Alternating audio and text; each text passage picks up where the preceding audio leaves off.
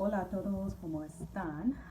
Tú sabes que en este momento estoy pasando un poco de tiempo antes de ir a dormir para estudiar mi español y en este momento me gustaría hacer un otro video que creo que es muy importante.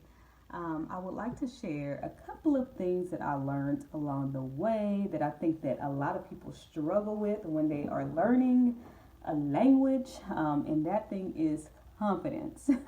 Lacking confidence, because the thing is, a lot of times when I am practicing with people that's learning English, for one, it's like I run across this a lot where they tell me stuff like, I know what to say, I understand what you're saying, but I'm so terrified to speak. Like, I don't want to speak because I don't want to make a mistake, or I stumble over my words, goals as I see, things like that. And so I just wanted to share with you a few things that you can do if that is you, because we've all been there. I know I have been there. I was there when I first started learning the language.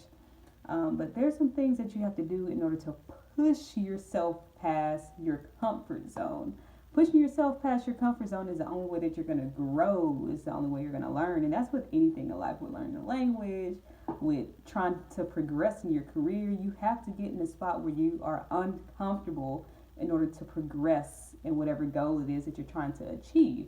So, with that being said, here are a few pointers that I found helpful with growing my confidence to want to speak the language, because everybody that knows me very well knows that I am the most shyest person, most shy, most shy, most shy person in the world.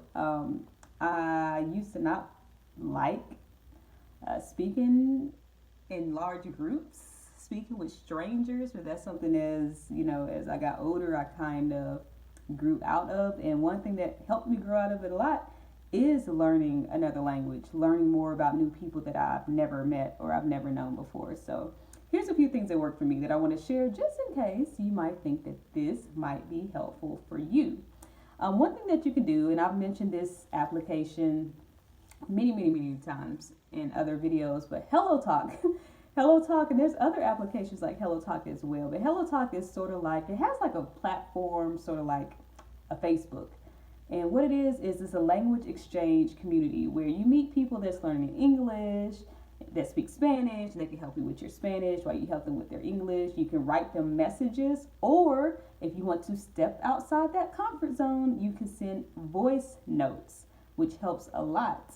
I know when I first started learning, that was one thing that I was terrified of doing because I was afraid that I was going to make mistakes. But the magical thing is with voice notes, when you're speaking to people using voice notes, you can replay it, and if you sound a mess, you can delete it and then resend another one.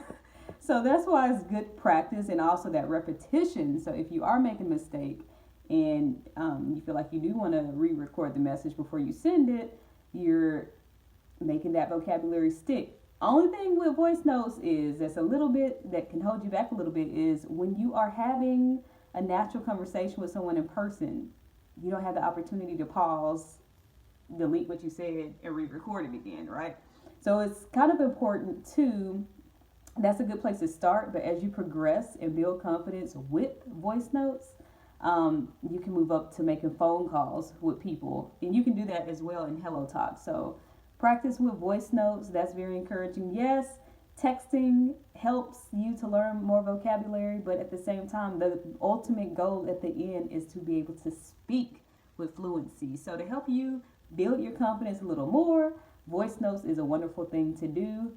You can also, if you meet other people outside of HelloTalk, maybe somebody that speaks Spanish that you know, you can also exchange numbers. Maybe use applications like WhatsApp and practice with voice notes and that way as well. So voice notes is one thing that helped me to encourage and build my confidence when it comes to speaking to other people.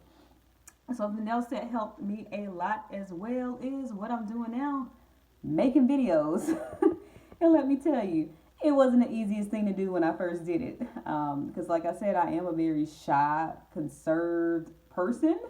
But at the same time, I got tired of holding myself back because I knew I wanted to progress, and I got tired of lacking that confidence. So not only is practicing with video a good way to build your confidence, but it's also a good way for you to visually see yourself and replay your videos and see how you look when you're talking in the language, and also point out your mistakes. I do that a lot, especially after I post videos. I'm like, I said that wrong. That wasn't right. But it's a good learning opportunity for you to know what to say, what not to say next time, and also a good way to build your confidence, because you're at the point where you're like, okay, you know what? I want to do this. I want to learn this. I don't care who hears me. I don't care how bad I sound. This is for me. This is something I want to do, and it helps you build your confidence, which can lead outside of social media, because once you start building that confidence, posting videos, when you meet people in the store, a stranger that speaks Spanish or speak another language, and you want to communicate with them, your confidence is there. So it's a good exercise to do. I've talked to quite a few people who's watched my videos, and they're like, man, I wish I could do that. I wish I could post a video. And I'm like, why not?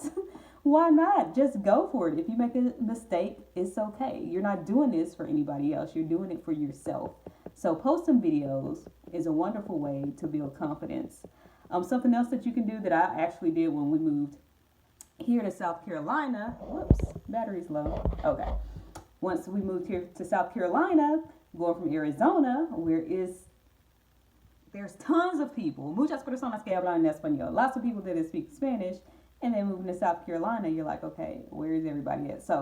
And I was determined to practice with people, in person. So one thing that I did was I started a meetup group. I think we have like 103 members now. Of course, that number doesn't come at every single meetup. We have maybe anywhere between 5, 7, 8 people that come to our meetups. And that is a wonderful way to build community. It's a language exchange meetup that we have here, Mujeres Aprendiendo Inglés y Español. And it's for people that's learning English and people that's learning Spanish, so that we can exchange languages. So if you go to meetup.com and Google your zip code, you can find meetup groups in your area where you can meet with them. Sometimes they meet in restaurants, sometimes they meet at libraries, different places, to practice the language. Everyone's learning together, and it's helping you to build your confidence. Y que más? Last but not least, very important, to travel outside of the country, because then you are throwing yourself out there, and you don't have a choice but to speak the language. So that's also another wonderful, wonderful way to build confidence. Sad news, me and my meetup group, we were supposed to go to Mexico. When was it? Last Thursday, and come back this Monday. We were looking forward to it. Everything was booked, and then this stuff happened. So now we're not able to travel. That would have been my first time going to a Spanish-speaking country, but está bien. We're still going to try to make it once all of this stuff is over with. Whenever that's going to be, who knows? But I'm looking forward to it, because I do want to be in a situation where I don't have a choice but to speak to people in Spanish that aren't able to speak in English. And that's another wonderful way to grow confidence as well. So just remember yourself, where there is challenge, there is growth. If you are not in a position where you are challenging yourself to do better with learning the language, it's going to be hard to grow. It's going to be hard to progress. So it's very important to build that confidence so that you can progress and learn more in the language. So yes, that is my video. That is my advice. And I hope that you give it a shot, and don't be afraid to try something new, step outside your comfort zone, and practice your language.